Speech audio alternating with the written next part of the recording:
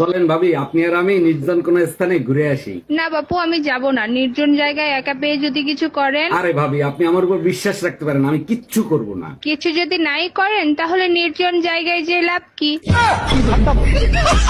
বলছি ভাইটি, আপনার ঘরে যে চাঁদের মতন বউটা আছে তার যত্ন নিয়েন, তাহলে দেখবেন আপনার ঘরটা আলোয় আলোকিত হয়ে যাবে। আপনি যদি বাহিরের ওই টিপ টিপ করে জ্বলতে থাকা মোমবাতির পেছনে ছুটেন, তাহলে আপনার ঘর তো আলো হবেই না, উল্টে আপনার ঘরটা জ্বলে পুড়ে ছারখার হয়ে যাবে।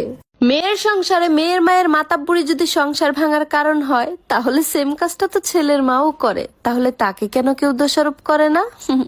এটাই তো আমাদের সমাজ, ঘুরে ফিরে সব দোষ মেয়ের মায়ের ঘাড়ে, আর ছেলের মা দুধে ধোয়া তুলসী পাতা। আগে আমি অনেক বোকা ছিলাম, এক কান দিয়ে কথা শুনতাম আরেক কান দিয়ে বের করে দিতাম, তখন সবাই আমার কথা শোনাইতো। কিন্তু এখন আমি চালাক হয়ে গেছি, দুই কান দিয়ে কথা শুনি আর মুখ দিয়ে বের করি, এজন্য এখন আর কেউ আমার কিছু বলারই সাহস পায় না।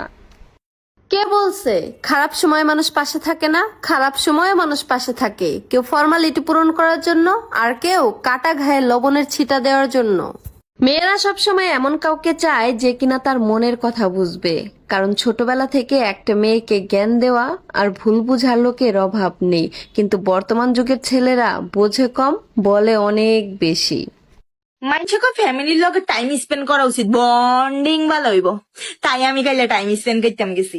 ঠিক 3 মিনিট হরে আমার বাপে আমার দিকে তোর পড়া রাখার কি খবর, 2 দিন আগে তো তোর পরীক্ষা গেছে, এটার কি খবর। ঠিক ফাঁকফাই আমার আম্মা টাইম টেবিল করে গেছি গিয়া তার বিয়ের দিনও। যে সময় ভাই বিয়া করি আইসি আরে কম জ্বালাইনো আর অঙ্গের বাত্তি লাগাই দিছিল। আমার আম্মার কান্দা শুনি আমার আব্বা সেঁতি গেছি, সেঁতি আমার বাইরে কয়ে তোরা আর বছর আমি বয়ে বয়ে খাবাই, তুই কাম করস না কিনলে। আমার বাইরে টেবুলে একবারে ডিউডি গেছে, ওই গেছে আঙ্গ বন্ডিং, চমৎকার বন্ডিং। বাবার বাড়িতে যদি কোনো স্বামী অসম্মানিত হয়, তাহলে মেয়েটা তার প্রতিবাদ করে বাবার বাড়িতে যাওয়াই বন্ধ করে দেয়। কিন্তু স্বামীর বাড়িতে যদি কোনো মেয়ে অসম্মানিত হয়, তাহলে স্বামী প্রতিবাদ করা তো দূরের কথা, তার তো জবানই বন্ধ হয়ে যায়। ঈদের শাড়িটা কিন্তু আমি কালকেই কিনবো। আচ্ছা ঠিক আছে, কিনে নে। তাহলে টাকা দিয়ে যাও। 5,000 টাকা। 5,000 টাকায় হবে না, নে 10,000 টাকা দাও। 10,000 টাকা? অমনি মুখটা গুমরা হয়ে গেল না?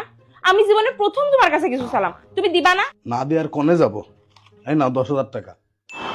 জানো জান, মার্কেটে না ঘাড়ারা ড্রেস উঠেছে, ড্রেসটা যে কি সুন্দর। কয় টাকা দাম?